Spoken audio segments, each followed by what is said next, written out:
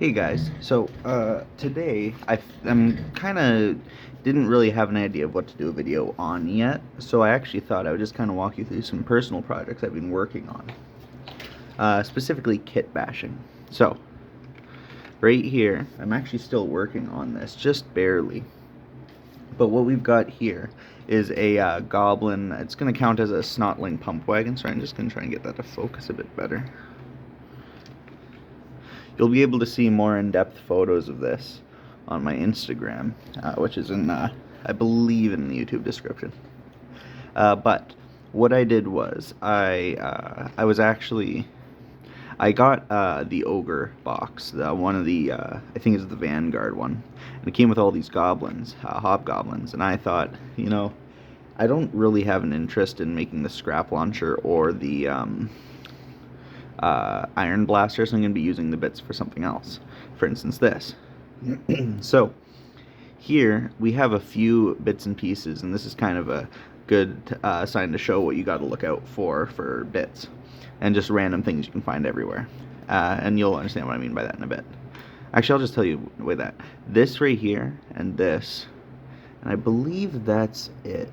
But yeah, these wheels in the back and the anchor are all Lego pieces, and these wheels here are actually from a dollar store Cowboys versus Indians set I found here in Canada, just from the dollar store.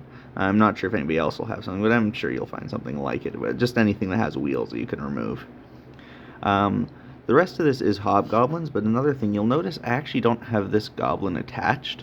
That's because none of them are actually attached. So if you'll look, you'll notice these little bits of metal painted stuff. And the thing is that's actual metal. Give me 1 second. I'm going to grab a piece to show you. Alrighty. So I just grabbed it. It's, sorry, actually, that, weirdly enough, that made that goblin focus more. It's just a sheet of very thin metal. This one has paint on it, but that doesn't really matter. I got it from my work for free.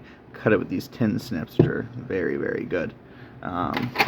But either way, the important point is that every one of those bits of metal are actual bits of metal. And on all of these connection points, there's a magnet. So this goblin can sit right there, not going to fall off. And all my goblins are like that. Because while this is technically, it counts as a Snotling pump wagon if I so wanted to play the old world, I actually use all my models for a personal RPG I've been running.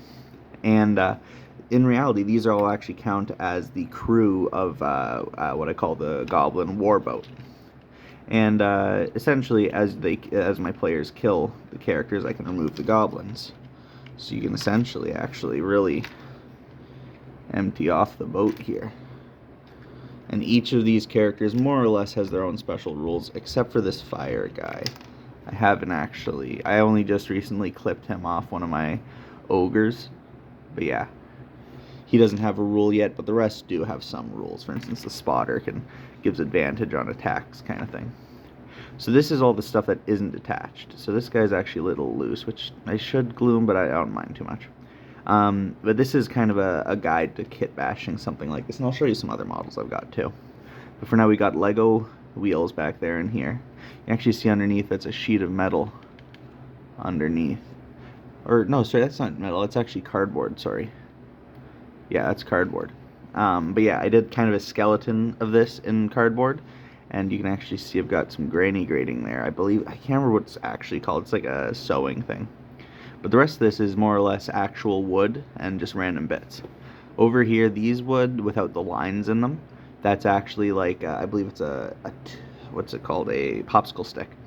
This stuff, though, is actually some balsa wood, which is very good for taking in details. Now, I could have done more planks, but I didn't in the end, which is fine. I think it looks fine.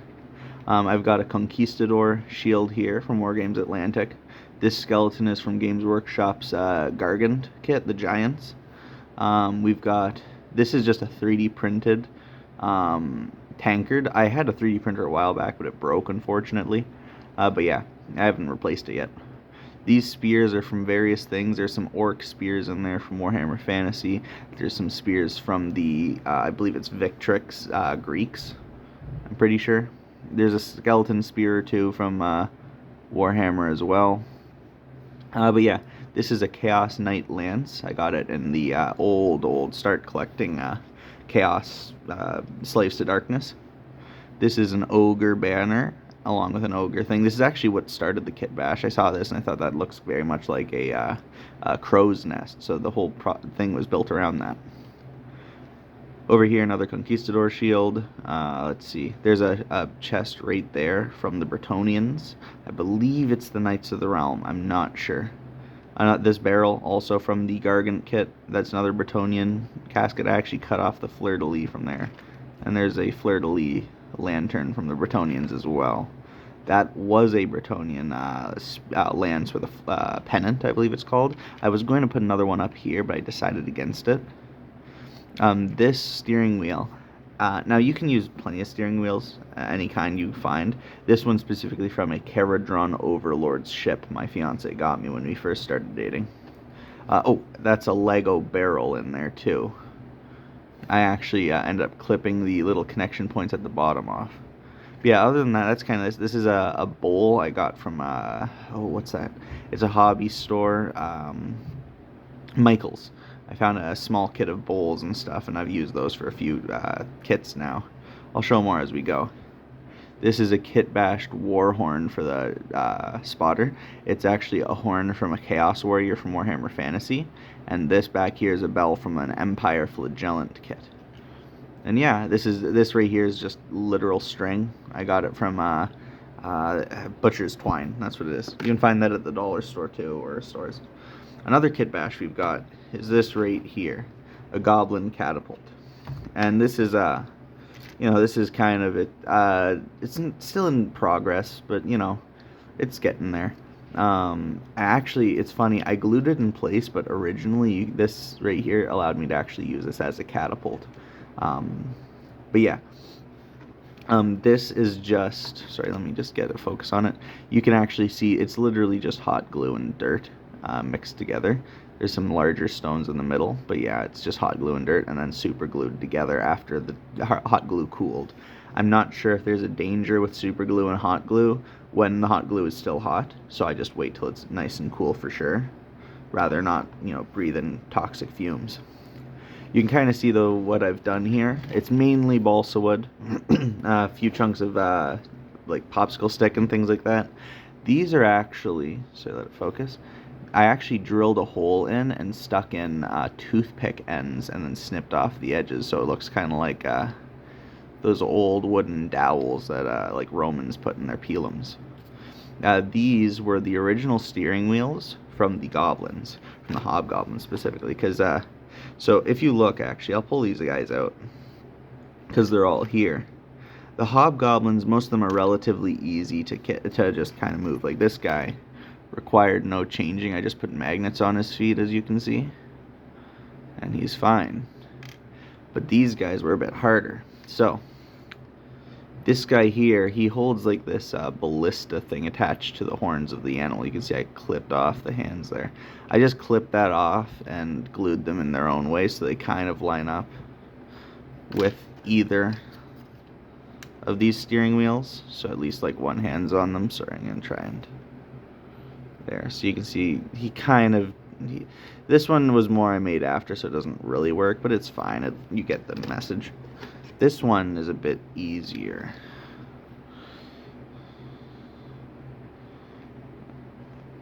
There we go. So you can kind of see him steering. But he was the easiest because I just clipped the shots out. These two were a bit harder. These ones were actually carrying these steering wheels over here. So this one, his hands are pretty much the actual original position, but I had to clip off this hand's the little connection point, and this hand as well. The angle's actually completely different now. I took a Cruel Boys spearhead and added it to his up here, and I took a wooden chunk from the Cruel Boys and added it to it. You can actually see too, I barely like painted the bits you aren't going to see, but you can see it is not the same kit. But yeah, this guy was much harder though. I actually, because most of his body, you can actually see that powdery look, that super glue and baking soda to connect this thing, he was the hardest to kitbash. But I still managed it. Oh, sorry, I dropped him. So I clipped off, you can actually see there's kind of a, let me get a pointer kind of thing. This right here should do perfectly, just a toothpick. So I had to cut off his arm like right here. And here you can actually see I had to trim this. This is very flat for what it should be. There's like the detail here disappears here because I had to cut it off for the steering wheel to leave.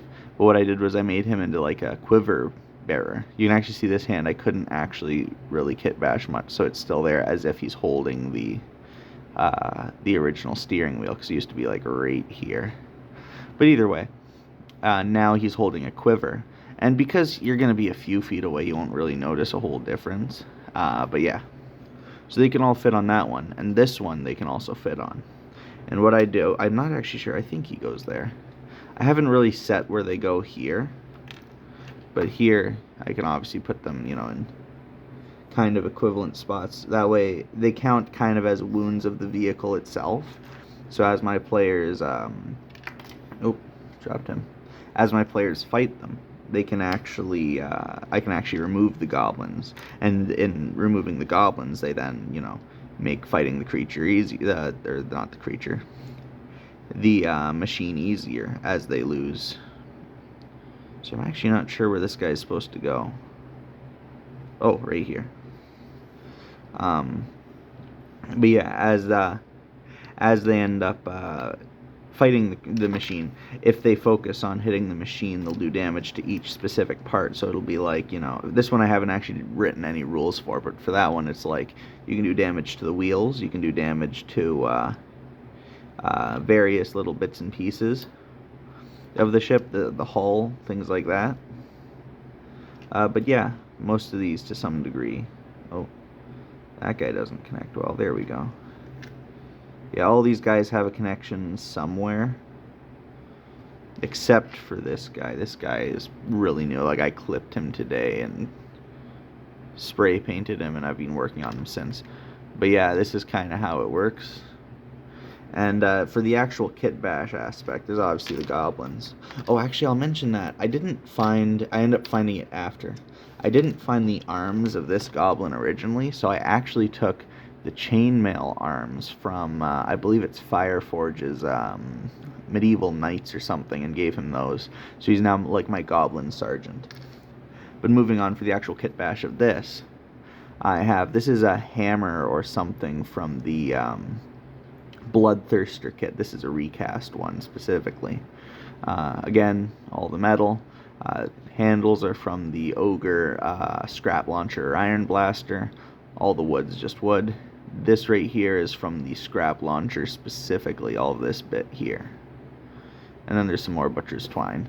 And what I did here was I glued just some wood. There's actually, it's like a toothpick along here, and a toothpick on the top, and I just forced another toothpick in between and super glued them in place. And I wrapped that in Butcher's Twine to show they were trying to keep it kind of attached. And then I put in these little sticks holding in place, stick here. This is actually a bit of metal wire, because originally, like I said, this could go down and this could actually launch something. But I decided that's not really going to work in game, so I just kind of set it up as if they're preparing its launch. And this I'm not sure about it, because it does fit and it does count as a catapult thing, but I don't know if I want to glue it in or not. I might just leave like a little crane or something, make a little thing and make it look like they're preparing to load it in. But you know, this is a belly plate from the ogres as well. And the rest, all the bottom is just dirt. And this base came from the Bretonnian Bretonnian Army Battalion box or whatever. And yeah, I'll show you finally just my ogres. And then we'll go, this video will be over. So I haven't finished painting these guys, and these are just the basic ones. I haven't done anything with the other ones. But essentially, these guys are going to be counting as half giants in my setting. But yeah, only some of these guys are finished, by the way. Like, this guy's not even halfway there. But yeah. So you got, I didn't like how they kind of all had right-handed long weapons, and just the left hand was either always just a metal fist kind of thing, or the rare left-handed weapon. So I actually flipped hands like this, upside down, and you can only see it if you really look in there, how the hand is still there. But it actually fits in fine. You don't really notice the difference because of the way the ogres are made. So there's normal ogres there. And here's another normal ogre. And then I actually have, there's this guy, I believe that's actually an iron, or a lead belcher head. But yeah, I actually kitbashed this guy, because I'm going to be running these, not only as the half-giants for my personal campaign for RPGs, but these are going to be in my Ogren for 40k. This guy here is one of my heavier kitbashed guys. I took the banner from a Skaven Plague Monk kit, an old kit. Most of this is just ogre. And this is an orc drum from Warhammer Fantasy. And I kind of set it all so as if he's like, you know, this special mercenary guy, which he will be in my Warhammer Fantasy setting. And he'll actually be an Ogren bodyguard for my 40k army. The rest are just the lead belchers who, minimal kit bashing really, like I added this. I already gave him, I actually messed this up. I didn't find this. I lost it, so I added this long weapon, because I gave them all second weapons. And then I found this after, so I actually had to clip off the staff they give you with like a thing on it. And so it's just a bag of cannonballs, and attach that. This is an old orc weapon, I think. I'm not sure where I actually got this. I've got like 3 more. That's an ogre warhorn, ogre gut plate, and that's a shield. Again, these guys are not done yet. But yeah, that's a shield. I can't remember what it's from. One of my older kits, though. I think it's the Dark Age Irish. Over here we've got another ogre, pretty much the exact same. I gave him an orc shoulder spike thing, I think, from Warhammer Fantasy. This is actually was a original kitbashed kind of cannonball bag. This was originally a bag of halflings for the ogre giant, or the giant, the Sons of Behemoth Gargant kit. I actually showed you the box of those. This is not from that box. I actually grabbed 2 Gargants a long time ago. But yeah, that's an orc. That's specifically the sword from the orc war chanter. I clipped off the end there because it just didn't, the angle was wrong. But the rest is fine. And yeah, he's pretty much just as is. This guy here, I took a Bretonnian shield, clipped off most of the shield bits, and just put it on there, just to make it look like they added a bit of metal for some reason. The front is largely normal. I added an orc shoulder plate there. I added in one of these wine or ale barrels and actually cracked open the top and put a bunch of sand in there. Now the sand actually doesn't go that deep. I put a bit of plastic kind of lining up with in a diagonal line, and I put a bunch of dirt on there and super glued it. And it's actually black powder cask. This is just an ogre cleaver. This is specifically from the Victrix Romans kit. This is a bear skin. Moving on, I think, actually, you know what? I think that's everything I showed you. Give me 1 second. I'm going to pause this because I think I'm actually missing an ogre. Give me 1 moment. Hey, I'm back. I actually did find him. As you can see, he is completely unstarted. Like, I primed him black, primed him white, and that's it. He's another kitbash as well. Not so much on his cannons, right? Because he's white, it's so harsh. The lighting. There. He's just normal, pretty much completely. Except for when you get to here. This is a Chaos Marauder cape. And an ogre axe that I clipped off the weapon. Because I actually broke it. And I just ended up adding in an Iron Jaws, I believe, axe handle. And yeah, that's how he was made. So you can actually kind of see the slow evolution of these guys. Oh, sorry, that goblin's sticking because of a magnet. Oh, and that's another thing, I always magnet my minis. But yeah, I was actually going to show you this too. Originally, I actually had planned for this kit to be Snotlings, because it's a literal Snotling pump wagon. And I do have a bunch of kits of these Snotlings. Let's see if it'll actually focus on them. Oh, almost dropped them. Originally it was going to be that, but I realized there's only like 3 or so that could fit, and that doesn't really look good. And that's actually what got me to put the hobgoblins on there. And my last one is this guy. It's just the chieftain. I haven't kitbashed him much. I only added this above the pistol. That's kind of it. Oh, I also clipped off his spear, switched it with a Gorger axe, but in the end, I'm gonna probably add more to him. I'm not sure, but for now, this is kind of where he's at. Anyway, I hope you guys enjoyed that. I'll see you in my next video.